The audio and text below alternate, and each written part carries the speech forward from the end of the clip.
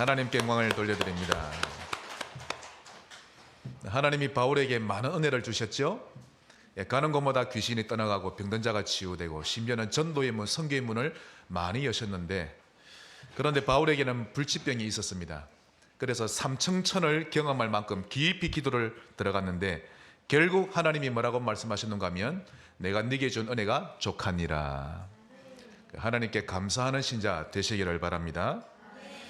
오늘 이 본문을 가지고 사람이 가장 아름다울 때라는 제목으로 하나님의 음성을 듣겠습니다.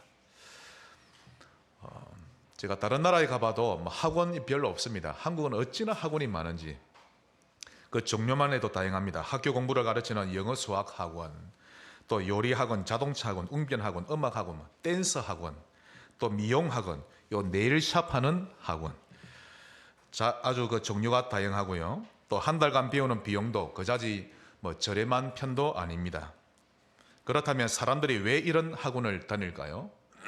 그것은 자신의 부족한 부분을 채워가면서 조금이나마 자신을 더 가치 있게 만들고 싶어서 그런 것입니다.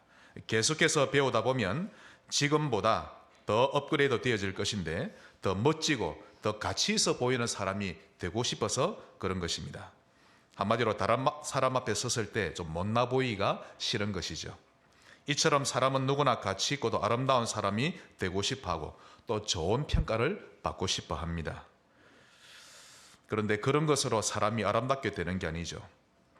가진 게 없어도 아름다운 사람이 있거든요. 가진 게 많아도 초한 사람이 있습니다. 그러면 사람은 어느 때 가장 진실로 아름답습니까? 그 첫 번째로 하나님을 경배할 때입니다. 왜 아멘 소리가 적습니까? 사람은요 하나님을 경배할 때 제일 아름답습니다. 시편 115편 1절, 즉 인간은 하나님을 높일 때 제일 아름다운데 여호와여 영광을 우리에게 돌리지 마옵소서, 우리에게 돌리지 마옵소서. 오직 주는 인자하시고 진실하심으로 주의 이름에만 영광을 돌리소서. 이렇게 하나님을 높일 때, 그분만 높여드릴 때 사람은 가장 아름다운 것입니다. 시편 113편 1절로 4절 우리 한번 다 같이 읽어보십시다. 할렐루야 여호와의 종들아 찬양하라, 여호와의 이름을 찬양하라. 이제부터 영원까지 여호와의 이름을 찬송할지로다. 해 돋는 데서부터 해 지는 데까지 여호와 이름을 찬양을 받으시리로다. 여호와는 모든 나라보다 높으시며 그의 영광은 하늘보다 높으시도다. 아멘. 하나님을 찬양할 때, 그분의 이름을 높일 때 그 사람의 모습은 가장 아름다운 것입니다. 부모님 가운데서 집에서 자주 찬양 부르는 부모님, 그런 부모님을 둔 자녀는 복받은 겁니다. 부모님들도 찬양 많이 하시기 바랍니다. 미국에 고든이라는 사람이 있었는데 이 음악과 문학에 뛰어난 목사였습니다. 어느 날 그가 새로운 찬송집을 하나 만들고 싶어서 이 영국의 런던 찬송집을 이렇게 쫙 뒤적거리고 있었죠.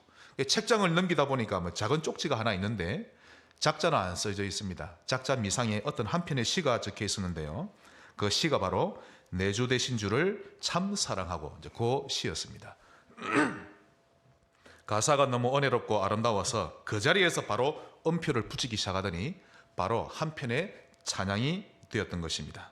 이 고든 목사가 죽은 후에야 그 시를 쓴 작가가 밝혀졌는데요. 바로 윌리엄 페더스톤이라는 16살의 캐나다 소년이었습니다. 그 아이는 예수님을 영접하고 얼마 지나지 않아서 그 시를 썼는데요. 즉 어제보다는 오늘, 또 이전보다는 지금 나는 주님을 더욱 사랑합니다 라는 때묻지 않은 고백이었던 것입니다. 그게 어떻게 런던 찬송가 안에 들어갔는지 모르겠습니다만은 그런 아름다운 고백에 고든이 아예 찬송으로 만들어 놨죠.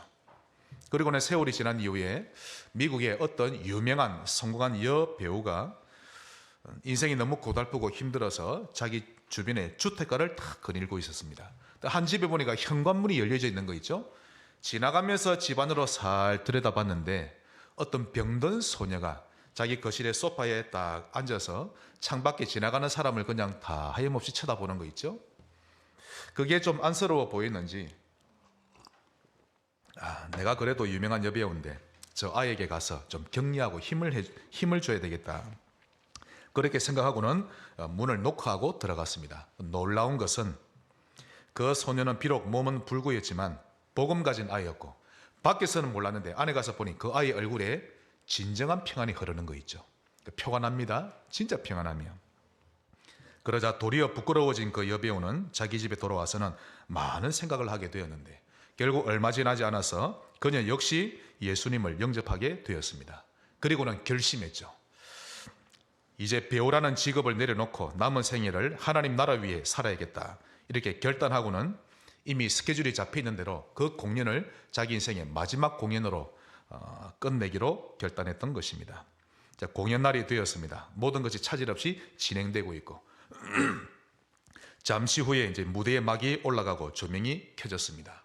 그 여배우는 관중 앞으로 이제 무대 앞으로 싹 걸어 나갔죠. 그런데 계획에 없던 상황이 펼쳐졌는데 그 여배우가 환하게 웃으면서 찬양을 부르기 시작합니다.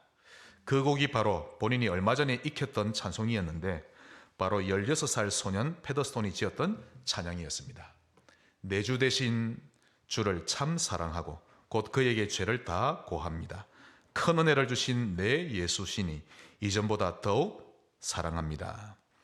찬양을 마친 이후에 그녀가 짧은 말로 마지막 인사를 합니다. 저는 배우라는 화려한 직업을 자랑하며 나 자신의 명예와 인기를 위해서만 살아왔습니다. 하지만 이제부터는 이 배우를 그만두고 이 재주를 날 위해 십자가에서 고난당하신 주님을 자랑하는 일에 사용하며 주님을 위해서만 살고 싶습니다. 그때 그 여배우의 눈에는 하염없이 기쁨에 눈물이 흐르고 있었고 또 관중석들도 함께 눈물을 흘리며 하나님께 영광을 돌려드렸다는 실화가 있습니다. 이후로 이 여인은 수많은 사람들이 그 여인을 통해 구원을 받게 되었고 계속해서 전도자의 삶을 살았다고 합니다. 어린 16살의 소년의 그 아름다운 시 한 편이 하나님을 높이게 되자 수많은 사람을 살리는 일에 이렇게 귀하게 쓰이는 도구가 되었던 것입니다. 사람은 하나님을 높일 때 가장 아름답습니다. 우리 부모님들은 집에서 자주 찬양하세요. 네, 푸념하지 말고 자식을 때문에 한숨 쉬지 말고 이놈의 자식이 이러지 말고 감사합니다. 한번 따라합시다. 감사합니다. 언제 인간은 아름답습니까? 하나님을 경배할 때인데 먼저 하나님을 높일 때, 두 번째로 믿음으로 살 때, 이 또한 하나님을 경배하는 거죠. 믿음으로 살 때 가장 인간은 아름답습니다. 마태복음 8장 5절로 6절, 여러분이 잘 아시는 본문입니다. 예수께서 가버나움에 들어가시니 한 백부장이 나와 간과하여 이르되 주여 내 하인이 중풍병으로 집에 누워 몹시 괴로워하나이다. 그러자 주님이 즉시 말씀합니다. 7절에 내가 가서 고쳐주리라. 그때 백부장이 뭐라 그러죠? 8절 백부장이 대답하여 이르되 주여 내 집에 들어오심을 나는 감당하지 못하겠습니다. 다만 말씀만 하옵소서. 그러면 내 하인이 낫게 사옵나이다. 이게 무슨 말인가 하면요, 직접 머리에 우리 하인에게 안수 안 해주셔도 되고 우리 집에 안 오셔도 됩니다. 그 자리에서 그냥 말씀만 하셔도 제 하인은 나을 것입니다. 이유는 당신은 능력의 하나님이시기 때문입니다 라는 고백이죠. 예수님이 깜짝 놀라셨습니다. 10절에 예수께서 들으시고 놀랍게 여겨 따르는 자들에게 이르시되 내가 진실로 너희에게 이르노니 이스라엘 중 아무에게서도 이만한 믿음을 보지 못하였노라. 그 결과입니다. 13절 예수께서 백부장에게 이르시되 가라 너의 믿은 대로 될지어다 하시니 그 즉시 하인이 나으니라. 자, 여러분 이 사건이 누가복음 7장에도 똑같이 나옵니다.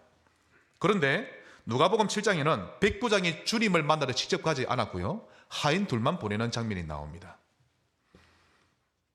그는 자기 집에 있었고 하인 둘만 보내서 자기 말을 주님께 전달하게 했는데 만일 그게 진짜 더 맞다면 그 백부장은 진짜 주님을 100% 믿었던 것이죠. 사람은 믿음으로 살 때 가장 아름답습니다. 여러분은 하나님을 믿으십니까? 얼마만큼 믿습니까? 그게 이번 주 여러분이 점검하셔야 될 점검할 내용입니다. 나는 얼마만큼 하나님을 믿는가? 그것이 하나님을 경배하는 모습입니다. 반대로 불신앙할 때 가장 초한 모습이 되죠. 사사기 1장 19절 지난주 봤죠? 산지 주민을 쫓아내었으나 골짜기의 주민들은 철병거가 있으므로 그들을 쫓아내지 못하였으므로 다 진멸하라 했는데 철병거는 우리가 이길 수 없어. 불신앙은 사람들로 하여금 핑계거리, 변명거리를 만들어내게 하는데요, 사람을 추하게 만듭니다. 자, 아람 나라의 베나닷 왕이 이스라엘을 쳐들어옵니다. 북이스라엘.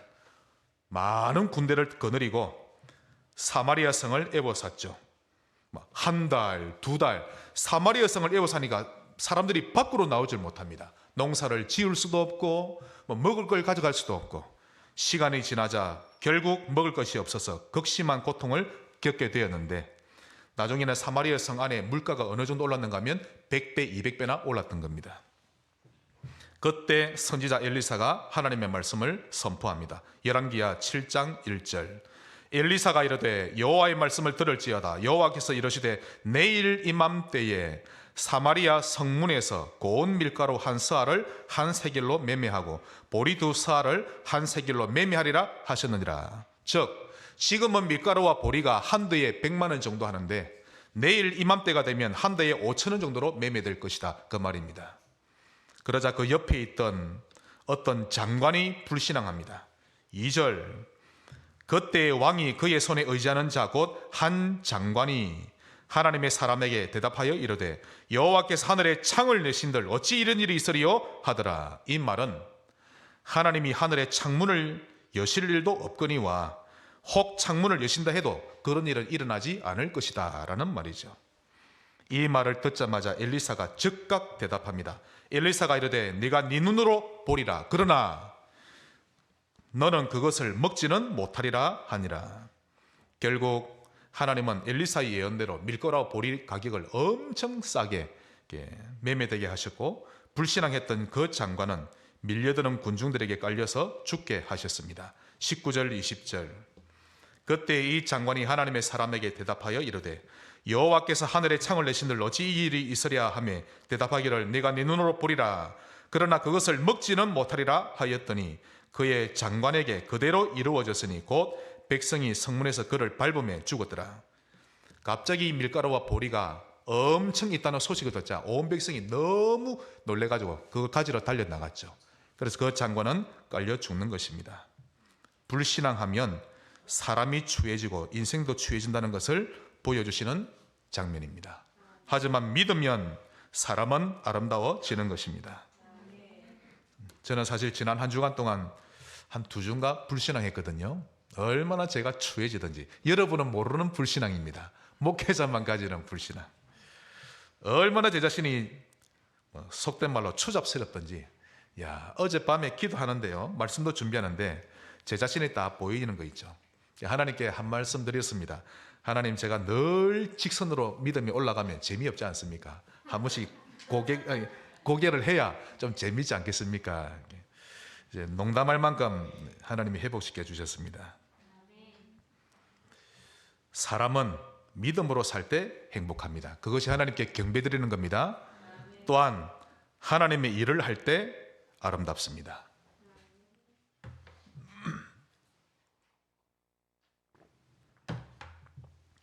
하나님이 주신 직분을 감당할 때 사람은 아름답습니다. 제 말이 아니라 하나님이 그렇게 만드신 겁니다. 하늘에서 내려주신 직분은 아름다운 것입니다. 출애굽기 28장 2절.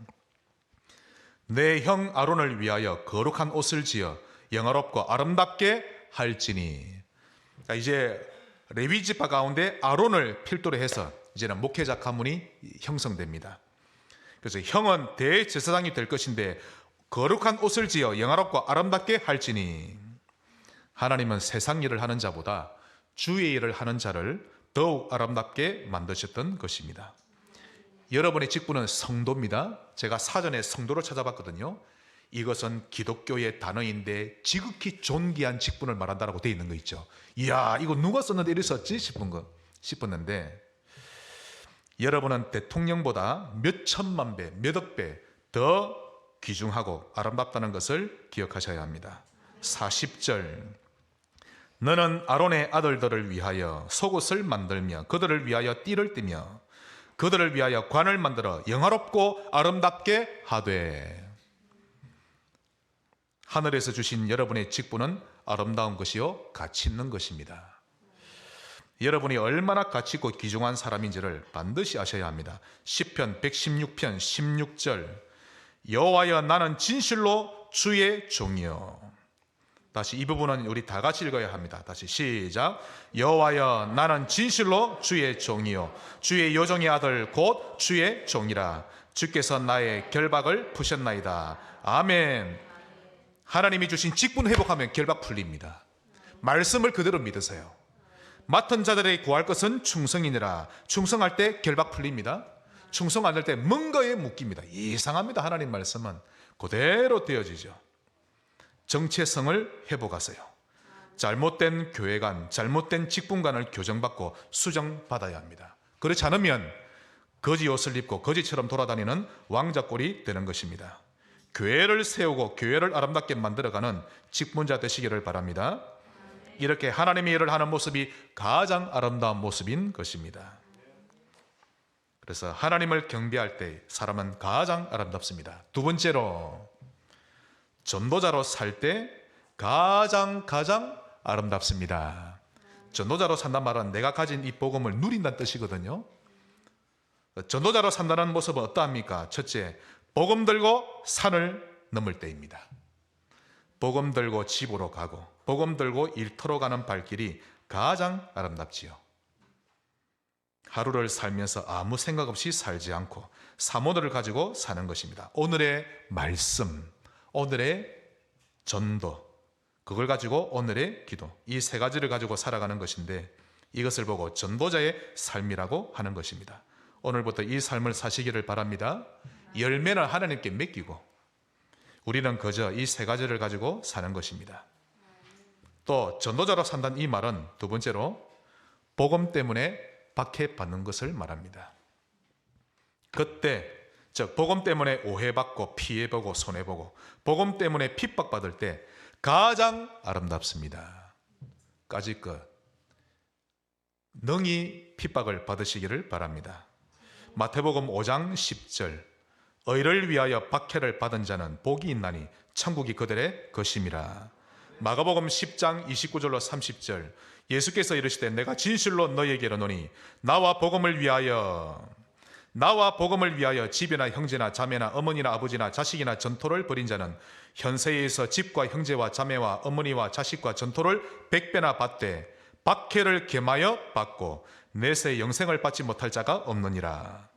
한번 잘 보시기 바랍니다. 박해 때문에, 복음 때문에 박해를 받으면 천국은 그의 것이요 영생을 받지 못할 자가 없다. 이 말씀은 여러분 박해는 구원받은 자에게만 허락된 것이지 구원받지 못한 자에게는 허락되지 않았다라는 말씀입니다. 왜냐하면 그 뒤에 엄청난 축복이 있기 때문에 그러합니다. 예수 잘 믿으시기 바랍니다. 어제도 세배 딱 했죠. 저도 이제 어르신께 세배하고 우리도 앉으면 아이들이 세배하고 우리 랩런트들 세배했나요? 세배는 해야 됩니다. 요즘 시대가 아무리 요즘 시대는 뭐 휴대폰 시대랍니다. 사람도 몸에 5장 6부인데 요즘 시세대는 5장 7부라고 합니다. 5장 7부. 왜냐하면 휴대폰이 하나의 장기랍니다. 딱 갖고 다닌다고. 아무리 시대가 그렇다고 해서 하나님은 우리의 절대 아버지시요 육신의 부모님도 여러분이 영원히 섬길 부모님이십니다.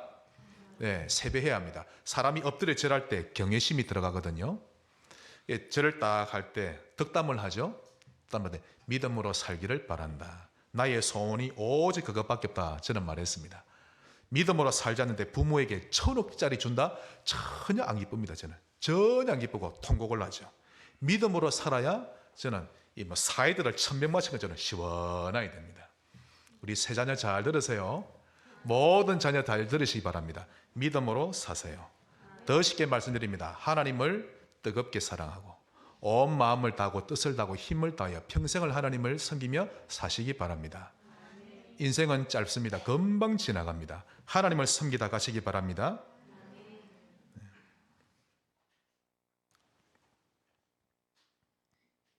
사도행전 7장 54절로 56절 그들이 이 말을 듣고 마음이 찔려 그를 향하여 이를 갈거늘 스데반이 성령 충만하여 하늘을 우러러 주목하여 하나님의 영광과 및 예수께서 하나님 우편에 서신 것을 보고 말하되 보라 하늘이 열리고 인자가 하나님 우편에 서신 것을 보노라 한대. 지금 이 복음 전하던 스데반이 돌에 맞아서 순교당하기 일보 직전인데요. 예수님이 하늘 보좌에서 일어서서 스데반을 응원하고 계시는 장면입니다. 그때 이렇게 말씀하셨을 겁니다. 성경에는 안 나오지만 일어섰던 것은 스데반아 조금만 견뎌라. 조금만 견디면 된다. 막 그러지 않으셨나 싶습니다. 그러면서 그를 성령으로 충만케 하시면서 육신의 고통을 초월할 수 있도록 도와주고 계셨던 것입니다. 59절로 60절 그들이 돌로 스데반을 치니 스데반이 부르짖어 이르되 주 예수여 내 영혼을 받으시옵소서 하고 무릎을 꿇고 크게 불러 이르되 주여 이 죄를 그들에게 돌리지 마옵소서 이 말을 하고 자니라. 세상에서 가장 아름답게 죽는 스데반의 모습입니다. 복음 때문에 박해받을 때 가장 아름답습니다. 또한 전도자로 산단 말은 복음화가 되었을 때를 말합니다. 가장 아름답죠. 자, 결국 스데반의 순교로 하나님은 그 놀라운 일들을 이루어가기 시작하셨는데요. 먼저 사각지대 중에 사각지대였던 사마리아를 삽시간에 복음화 시키십니다.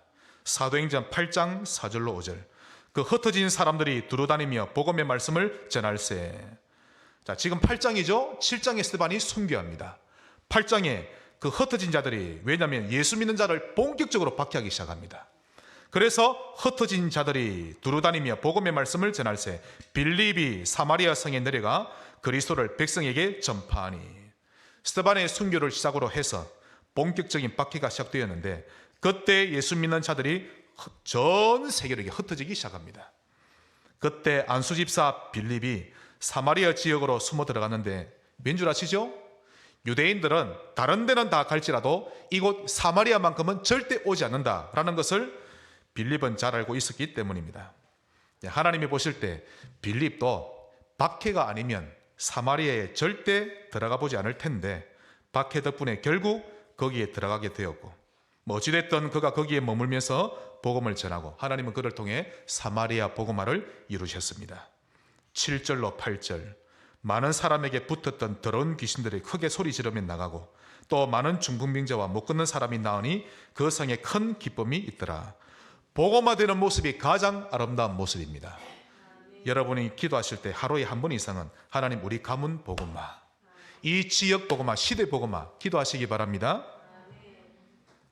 사도행전 10장 1절 가이사랴에 고넬료라 하는 사람이 있으니 이달리아 부대라 하는 군대의 백부장이라.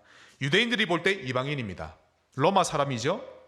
그런데 특이하게도 속국인 이스라엘 민족이 섬기는 여호와 하나님을 그도 믿었던 것입니다. 2절에 그가 경건하여 온 지방과 더불어 하나님을 경외하며 백성을 많이 구제하고 항상 하나님께 기도하더니. 자, 그가 정시기도 하고 있었습니다. 오후 3시쯤 되었을 때 그때 천사가 나타났죠. 그리고는 계시합니다. 베드로를 너의 집으로 초대하라. 그러자 그는 망설임 없이 욥바로 사람들을 보내어서 그를 초청하고 결국 하나님은 그 베드로를 통해서 고넬료 가족뿐만 아니라 주변의 친인척들, 친구들까지 모두 구원받게 하셨는데 완전히 가문 복음화가 된 것입니다. 여러분을 통해 가문이 복음화되는 그때가 가장 아름다운 때입니다. 이것이 전도자로 살 때이죠. 마태복음 4장 19절 말씀하시되 나를 따라오라 내가 너희를 사람을 낚는 어부가 되게 하리라 하시니. 사람 낚는 어부로 사시기를 바랍니다. 이것이 여러분의 숙명이요 운명입니다. 사전을 찾아보니까 숙명이란 날 때보다 타고난 운명을 말합니다. 피할 수 없는 운명이죠. 그러므로 사람 낚는 어부를 여러분의 숙명으로 받아들이세요. 전도는 목사만 하는 거 아닙니다. 교회에서 믿음 좋은 자만 하는 게 아니라 우리 장로님들만 하는 게 아니라 예수 믿는 여러분 모두가 받아들이셔야 하는 것입니다. 그 모습이 숙명으로 받아들이는 모습이 진실로 아름답죠. 여러분의 주변 사람들에게 여러분이 예수쟁이로 보여져야 합니다. 그것도 멋있는 예수쟁이, 건조 있는 예수쟁이. 제가 지난주에 한번 간증했죠. 군에서 맞으면서도 예배드리러 갔다고. 근데 제가 생활은 형편없이 한 거 아닙니다. 그 부대 안에서 예를 들면 제가 포를 쏘는 거에 일을 맡았는데 포 안에 조립하는 거 있습니다. 1등했죠. 남부 지역이 1등, 뭐 하면 1등, 최선을 다했으니까. 교회를 다닌다는 놈이 이런 손가락질을 안 받으려고 최선을 다했던 겁니다. 주변 사람들에게 멋있는 예수쟁이, 본전 있는 예수쟁이, 쟤는 예수에게 미친놈이야, 예배밖에 몰라, 그렇게 되어진다면 훨씬 수월하고 쉬운 인생이 될 겁니다. 오히려 저 사람은 예수를 믿는 건지 안 믿는 건지 모르겠네, 이렇게 애매하게 사는 것이 훨씬 더 어렵고 힘든 인생이 되는 것이죠. 그러면 늘 양심이 찔리고, 그러다 지치면 믿음 생활 포기해버리고, 그렇게 되는 것입니다. 멋있는 예수쟁이가 되어보시길 바랍니다. 가장 행복할 겁니다. 마지막 세 번째로, 우리는 언제 가장 아름다운 때가 됩니까? 죽을 때입니다.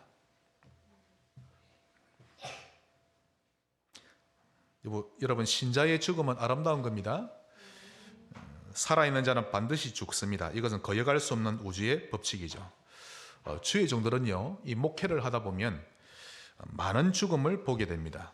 성도들이 한두 사람 이 세상 떠나는 것을 보기도 하고, 또 그 성도들의 가족이나 또 친척들이 떠나는 것을 보기도 합니다.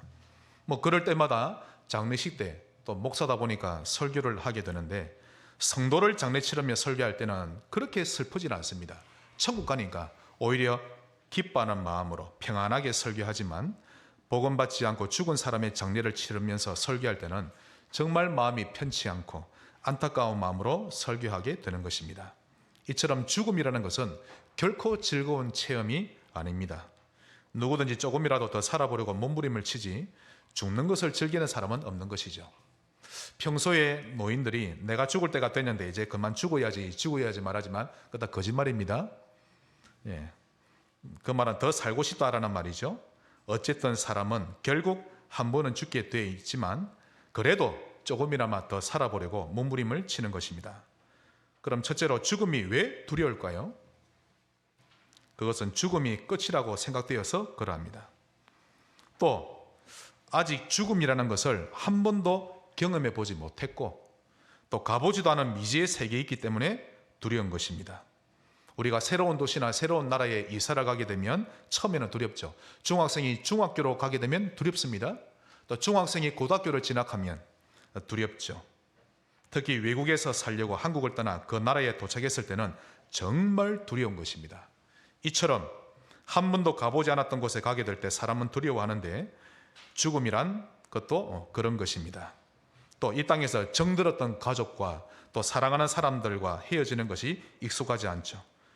또 우리 집이나 마을을 떠나는 것도 전혀 알지 못하는 미지의 세계로 가게 되니 두려운 것입니다.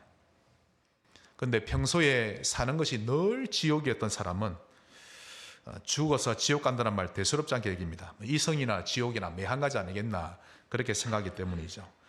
또 평소에 이 땅에서 천국을 누리면서 사는 신자는 진짜 본향인 천국을 학수고대합니다. 일생에서 맛본 천국이 너무 좋았기 때문에 천국은 더 아름다운 곳일 것이다, 이렇게 여기는 것입니다. 우리는 사람의 죽음이 다르다는 것을 기억해야 합니다. 먼저 불신자의 죽음을 한번 살펴보십시다.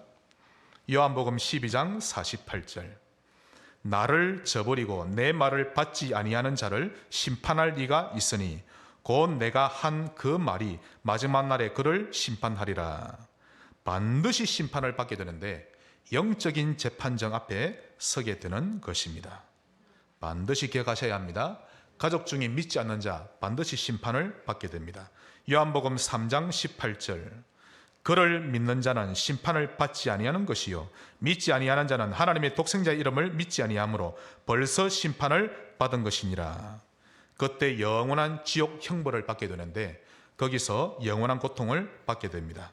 요한계시록 20장 15절, 누구든지 생명책에 기록되지 못한 자는 불못에 던져지더라. 지옥이 있네 없네 하지 마시고 복음을 전하시고 또 예수를 믿으시기를 바랍니다. 우리가 어떻게 살았든, 인간답게 잘 살았든 못 살았든 지옥에는 가지 말아야 합니다. 한번 거기에 떨어지면 영원히 나오지 못하기 때문이죠. 마태복음 18장 9절 잘 기억하셔야 합니다. 만일 너희의 눈이 너를 범죄하게 하거든 빼어내 버리라. 한눈으로 영생에 들어가는 것이 두 눈을 가지고 지옥불에 던져지는 것보다 나으니라. 앞을 보지 못하고 장님으로 살지라도 예수 믿으면 천국 갑니다. 그게 낫지 두 눈 멀쩡하게 있으면서 영원한 지옥에 떨어지는 것은 절대 안 된다라는 말씀입니다.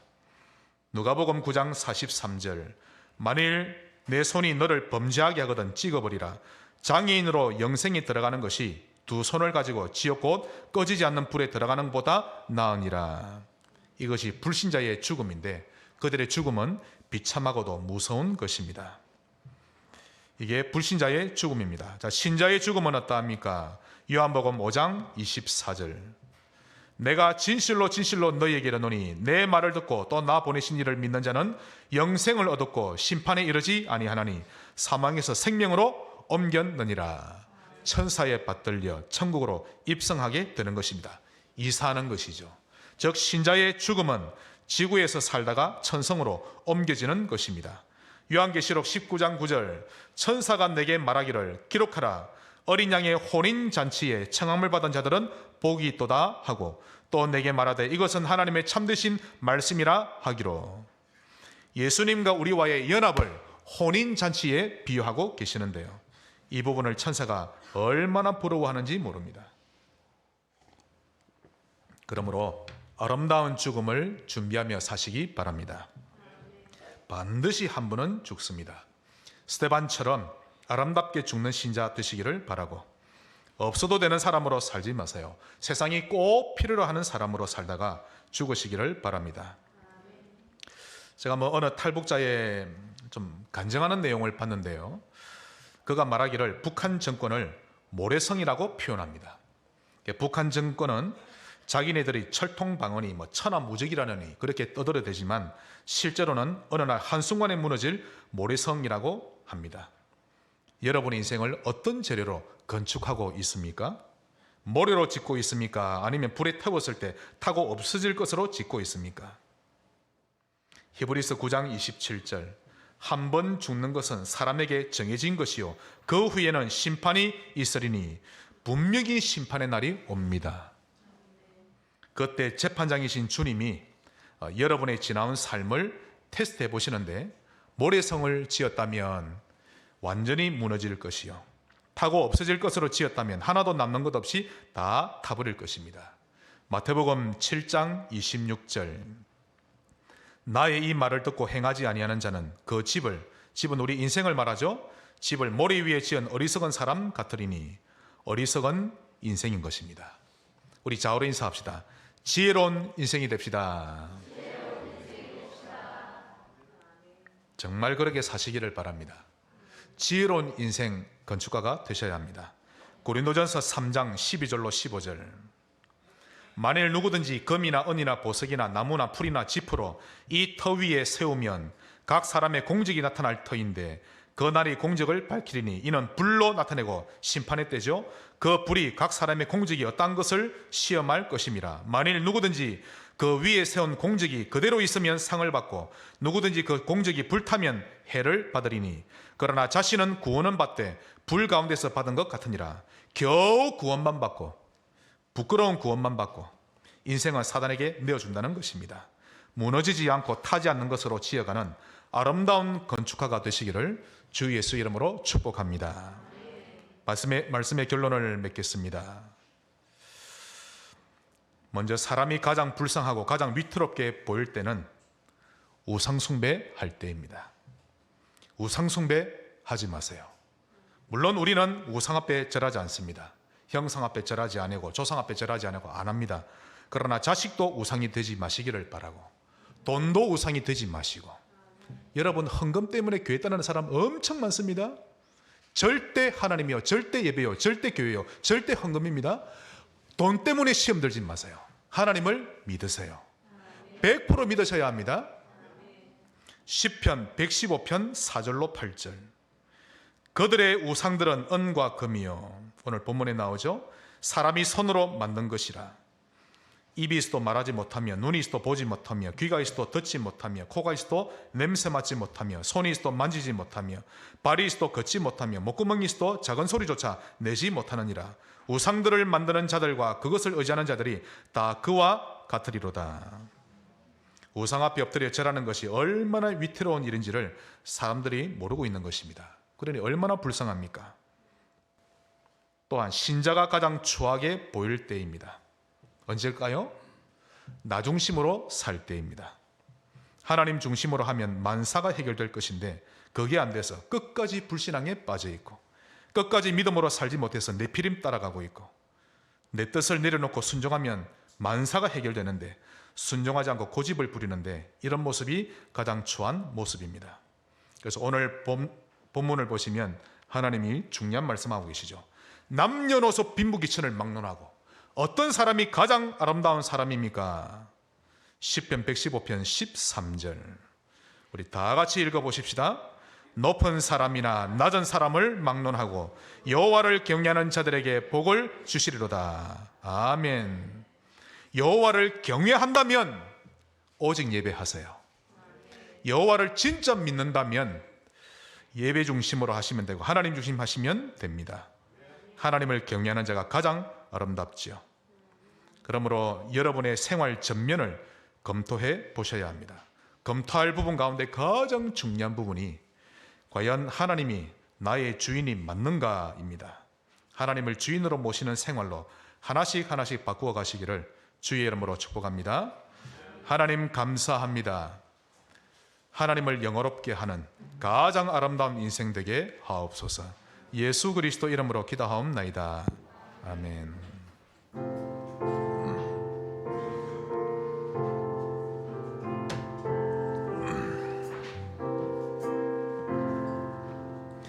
내 주 되신 주를 참 사랑하고